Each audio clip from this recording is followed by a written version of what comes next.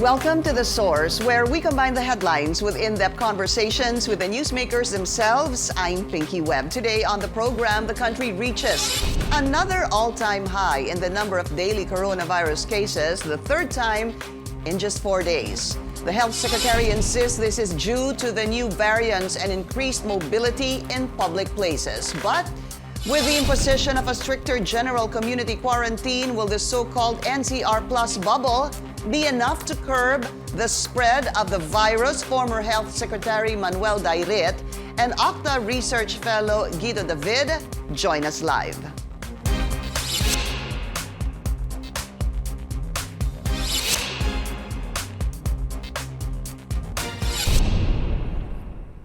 President Rodrigo Duterte says closing businesses would be a disaster because the economy is in bad shape. The president made the statement after he approved a stricter general community quarantine in the National Capital Region, Bulacan, Cavite, Laguna, and Rizal. Here's the president in his own words. Kung sirahan mo naman yan lahat, medyo tagilid na ang ekonomiya. Kung sarahan mo talaga lahat, it would be disaster for the country. So, balance-balance na lang tayo. Total, maliit pa naman ito. Small, not really small, but not so many are being affected. Hindi afflicted. Affected in the sense that your movement are being curtailed. And the curtailment of your free to travel is always subject to the power of the state to control the movement of its citizens, especially if there is a pandemic. The country breaks a new record in the COVID-19 fight. The same day stricter measures take effect. The health department recorded over 8,000 new cases, the highest single-day increase since the pandemic began. The government aims to reduce the daily count by a minimum of 25%. Let's go straight to the source of the story. We have former Health Secretary Manuel Dayrit. Secretary Dayrit, welcome to the source. Good to have you again. Good morning, Pinky, and good morning to our listeners. So I want to start with this, Secretary. Highest case recorded yesterday at 8,019. Can you help us make sense of the situation? Is it clear to you that the cause is possibly really the new variants? Well, if we construct what's happened, Pinky, remember that we peaked in August of 2020. And then the cases started falling, and we had negative growth rates all through to January and even early February. But I noticed that cases actually started beginning to rise by late January, very, very slowly. Mm-hmm. And eventually, we've hit our peak. Well, we don't know if we've hit our peak already because we're at 8,000. But a number of things could be happening, okay? And I think there's data to support it. One is there's been increased mobility as the economy has opened up, and there's data to show that. Number two, they're saying that compliance rates for minimum health standards may have fallen a bit. And of course, number three, they're postulating that these new variants are now exerting their predominance. So I would agree with all of those things. It's this confluence of events that has now come to a head and has resulted in this increased number of cases. But having said that, what goes up will come down. So the question now is how long and how far or how high these numbers of cases are going to be. And therefore, because COVID-19 is spread person to person by droplet infection, by contact, then we try to reduce the number of contacts, reduce mobility. And I think that's what the government's trying to do. Okay. But, the public will have to take that to heart. So the three elements you mentioned, the variants, we've relaxed, and the increased mobility, we knew that the relaxation will happen because of COVID fatigue. We knew that there would be increased mobility because we needed to jumpstart the economy. But very important really to look into is the new variants. The variants, if we go back, Secretary, were found, I believe, in Itogon. The suspect cases started there, hindi ho ba? And then eventually, that was highlighted in Pasay. Did we address the situation fast enough, knowing that we have variants, the UK and the South African variant, that are more transmissible? Well, that's a good question, Pinky. Because what we were seeing was the presence of the variants, but actually the scientists couldn't say if it was already being predominant. Okay, they were saying it was present, but they didn't know if it was going to take over the spread from the common variant that existed. And therefore, it was a call. I mean, looking in hindsight, could have we asked and implemented for, decreased mobility and all of these measures 4 weeks ago? Perhaps, okay? But, that was a judgment call that they had to make. Understandably. Given the data that they had. Yeah. So we have the genome sequencing. We have an excellent group there. However, of course, it's not as fast of a pace as we are expecting. Again, we can go back to the suspect cases up north and then here in Pasay. And then, Secretary, just help us make sense now of the whole situation that you have the South African, you have the UK, and you have this 3.3. Well, really what happens, Pinky, is this, no? When the virus circulates in the population, it infects a number of people. And then these people start developing antibodies. And then eventually what happens is that these antibodies are effective against the common variant. But what's going to happen is this virus is then going to create variants to escape the immunity of the people that have developed immunity against it. And that's why you create variants. And as they say, even vaccination will provide pressure for the virus to mutate. It's just the enemy that we have. And therefore, these variants are multiplying very, very fast. The variants that we are seeing are those that we are able to detect. But there are far, far more variants that are occurring in this population of viruses. And therefore, any one of these variants could eventually become predominant. And when it becomes predominant, our biosurveillance starts to detect it and can then measure if it's more transmissible or more lethal. But this is just the nature of this virus. And therefore, our only defense is to address the fundamentals of pandemic control, which is you do good contact tracing, you do isolation immediately, and you prevent every single infected individual from transmitting it to others. And that's what we call negative growth rates. If you're infected and you don't transmit it to anyone, your reproductive rate is 0. Yeah. But if you are infected and you transmit it to 2, 3, or 4 people, then you've multiplied the infections by yourself. Right.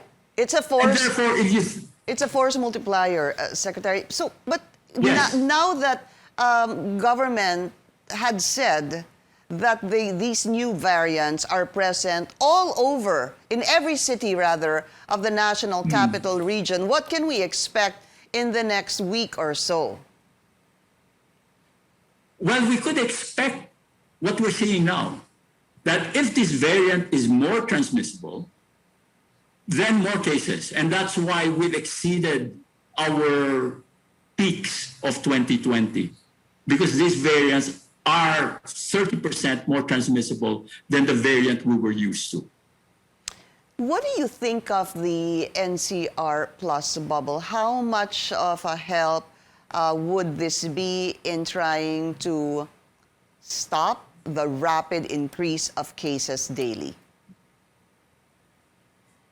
Well, if you look at the data, in August of 2020, when we were having our peak, NCR accounted for about 50-55% of the cases. And then it started to drop. So in December and January, NCR was only accounting for about 25% of the total nationwide cases. What is NCR accounting for now? 60% of total nationwide cases. So the transmission is really intense here. So whatever we can do in NCR to slow it down without, just closing down the economy altogether, because as you said, we can't afford that, then that's going to help. Okay, but with the present setup right now, with the guidelines put forward by the NTF or the IATF, do you think this will be enough to kind of help stem to reduce the rapid increase? Yeah, we hope so, Pinky. We hope so. Okay. Because in the end, these are just, these are what? Guidelines on paper. What has to happen is all of these things have to realize themselves on the ground. Government was saying, people's behavior, yes, it's people's behavior that's going to be able to prevent it. You said exactly what Mayor Lino Cayetano said yesterday, that it's really, you don't just talk about medical science, you also talk about behavioral science, he says. But just very quickly before we go on a break, government says with these restrictions in place, we can expect about a 25% decrease in the number of daily cases. I'm not sure if you are looking at it that way, but do you think this could be an accurate number, a reduction of 25%? I think what they've done there, and you can ask the next guest about this, is they've done a mathematical model. And they've assumed that if we were able to increase compliance by so much percent, and decrease mobility by so much percent, you'll bring it down by a certain percentage. Okay. That's a mathematical model computation. Right. Let's ask OCTA about that. Secretary, we need to take a very short break. I want to talk to you about the hospital capacity with the increase in the number of cases. This is The Source on CNN Philippines. Please stay tuned. You're watching The Source on CNN Philippines. Our guest today, former Health Secretary Manuel Dayrit. Secretary, I wanted to bring this in. We have 81,000 active cases. Okay, most of that is mild, there's asymptomatic.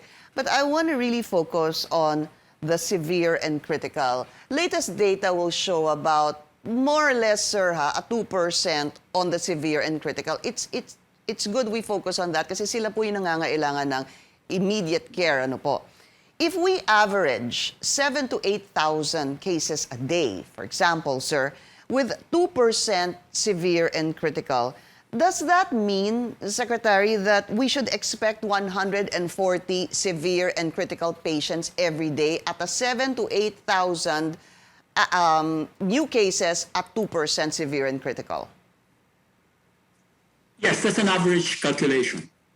So you might say that you could benchmark against that percentage. And so let me go to if we benchmark it at that, we approximate it at that, how will the hospitals cope? I saw a mathematical model on that, and the mathematical model said that the hospitals wouldn't be able to cope. It would not be able to absorb all of the severe and critical cases because we just don't have that many critical care beds. And, there are non-COVID cases as well that need critical care. And therefore, I think what's going to happen is that not everyone that has serious illness will be able to find a hospital to get admitted to. That simple, huh? And I think some people are already experiencing that. That simple and that tragic. I'm not sure even you let me take out that word simple. It's simple because you're saying that wala nang mapupuntahang ospital para bang wala ka nang pupuntahan pero That's tragic. I mean, that's Yes. so tragic, actually. Well, I think what will probably, and I'm not in a position to, tell people what to do in the hospitals, no. But the hospitals will need to do the type of triaging that they usually do. Because some of the cases are admitted that are mild. Maybe they'll have to create a policy that for mild cases, they'll have to go home and they can be followed up at home. But I think one way of addressing this is that you then might need to look at home care and therefore create a situation where you have home care for patients that have COVID and mobilize your workforce for home care.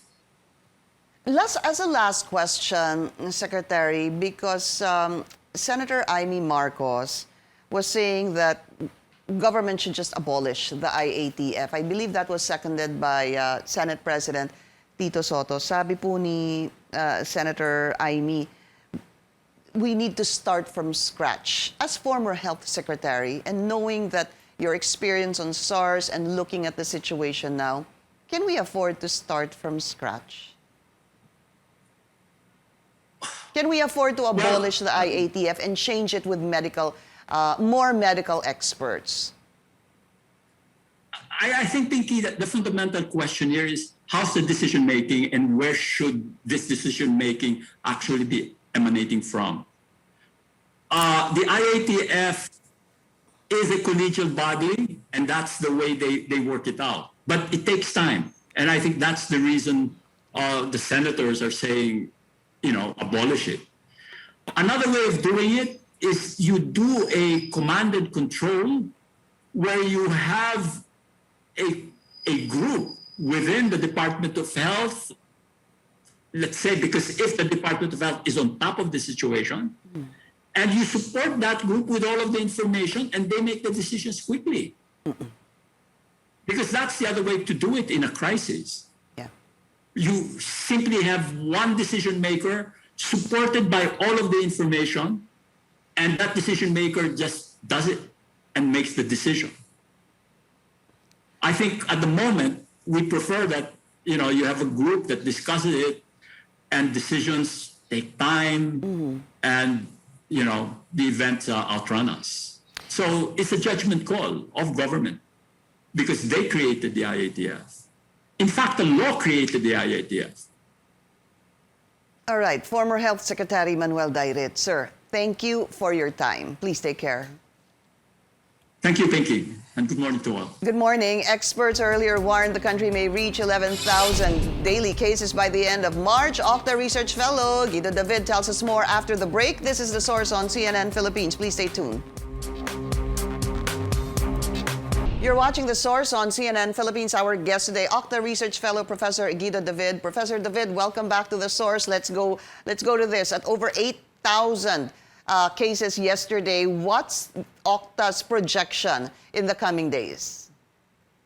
Well, Pinky, our original projection, well, not the original projection, but our revised projection was around 10 to 11,000 cases for each day by end of March. So it's still about the same projection. We haven't seen a slowdown yet that we were hoping to see with the localized lockdowns and the curfew. So the trajectory is that the virus still has momentum. I mean, the pandemic has momentum, and it's still on an upward trend. And even with, Professor, the government saying that the variants are now present in every city and every city in NCR, you are sticking to this possible 11,000 by end of March. Yes, because even though we did not state it openly, although we have mentioned in the past that we believe that the variant is driving the pandemic, and in fact we were the first to point out that even back then that the variant might the pandemic might be driven by the variant even before we had the genome sequencing, and that was not the fear monger. It was because we were seeing the patterns in the increase in cases. It's now accelerating. It has accelerated, and that is because the variants are taking over. And this is exactly what we saw in other countries when they basically blasted through country cities. And we were really very afraid of this happening in Metro Manila, in the Philippines, and now it's happening. Tell us how much of an impact does OCTA think this NCR Plus bubble will have on the number of daily cases? Well, in terms of preventing transmission outside NCR Plus, it will have a significant effect in, at least we will not be infecting other provinces which do not have a high case count right now. But inside NCR itself, of course, that's a different story. I mean, it's like basically you're just containing, the pandemic inside this bubble, but it will still run inside this bubble. Now we're hoping to see a slowdown in the pandemic trend, of course, due to the implementations, GCQ, some establishments will be closed. But yeah, it will take a while for this slowdown to occur. When do you think we will start to see a reduction in the number of cases?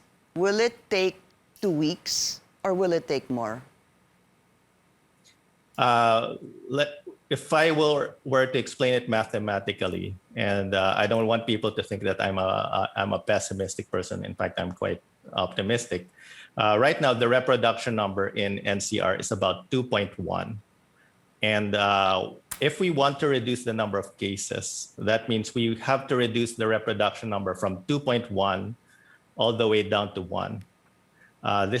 This cannot happen in 2 weeks, unfortunately. I'm not sure what models were presented to, were given to the task force. But if our models would not show this. In fact, last time we had MECQ, it took us 28 days to reduce the reproduction number from about 1.7 to less than 1. So that was 28 days. So that could be, sort of like a best case scenario. It would take us maybe 4 weeks to start having a decrease in cases, just basing it on history. Now, I'm not saying it's impossible, but it seems very unlikely to happen to get it to reverse in 2 weeks. I see what you're saying, because if we talk about reproduction rate, that would be the formula of one person infecting 2 people, instead of before 1 to less than 1 person, kasi umabot po yung reproduction rate natin ang less than 1,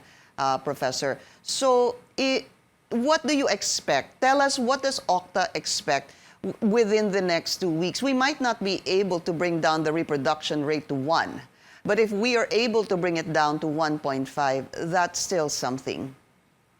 Yes, that's actually probably the close to the most optimistic that we could get, Pinky. And you actually nailed it. So I'm surprised. Maybe you took a lot of math or something. So if we could get the reproduction number to about 1.5, that's actually very optimistic. It's unlikely to get it below that within 2 weeks. I mean, I'm not saying it's impossible, but it seems unlikely. So if we can get it down to 1.5 to 1.6, that's actually a big deal. And I would actually be very happy to see that kind of reduction in the reproduction number. Yeah, hopefully, that's the best case scenario you're seeing by the end of March. So possibly, hopefully, 1.5 to 1.6. Is there any other measure, OCTA things that government should have implemented to help, decrease the rapid case in number? Why I ask that, Professor, because there's some questioning religious activities are banned, but you have spas and gyms that can actually remain rather open. Does OCTA feel this is a sound decision? Well, Pinky, every establishment which promotes physical interaction and sort of reduced social distancing will definitely be a high risk for infection. And in fact, there have been many studies that looked at which establishments or events lead to high risk of infection, and that includes buffets, and I think that may include spas and gyms. So definitely, I think they would have to reconsider some of these establishments being left open. But again, they are the ones making the decision. I think we could look at the next week or 2 weeks and then recalibrate after that. I think that's a strategy. And if infections are not decreasing, if the reproduction number is not decreasing as much as we want it to, maybe they could implement more strict strategies. But I think now, perhaps the decision is that we will see what the overall effects of this are. Again, these are all theoretical, and we won't know until we actually put it in play. And once we see the reproduction number decreasing, then we'll know if we need to adjust or recalibrate our strategies. And lastly, Professor, what is the time frame for you? What date are you looking at to have a little bit of more comfortable, I guess, data on this? Are you looking at, obviously every day counts, ano po, Professor, pero would it be by Friday next week pag may nakita po tayong, help us understand being, right, not experts yes, in the field that you're in. Yes, thank you, Pinky. Well, of course, it will take about a week or up to 2 weeks to see the trends change. Just as a comparison, last year when we had the MECQ, within the first week, we already started seeing the reproduction number decreasing. Okay. So that's what we're hoping to see. So at least within the first week. But if it's not decreasing, maybe we could give it another week at the latest. But I think if there's no decrease within the first week, that means we have to recalibrate our strategies. And I just like to remind everyone that we should not underestimate this virus. It has mutated. It's now more infectious, and some of our strategies before that work may no longer be applicable or may have to be recalibrated, because this is what we're afraid of. And we have seen that in many countries that, like I said, they blasted through many countries. The infections were so high, deaths even increased. Okay. And right now our hospital occupancies, I think we're already at 70% ICU critical level. So that means that, as you mentioned, severe and critical cases, soon they won't have any more beds available. That could happen in like 2 weeks. We could be already at close to 100% occupancy unless they decide they add more ICUs. Dr. Research Fellow Professor Guido David, as always, thank you for your time. Thank you, Pinky. Thank you for joining us here on The Source. I'm Pinky Webb. You're watching CNN Philippines.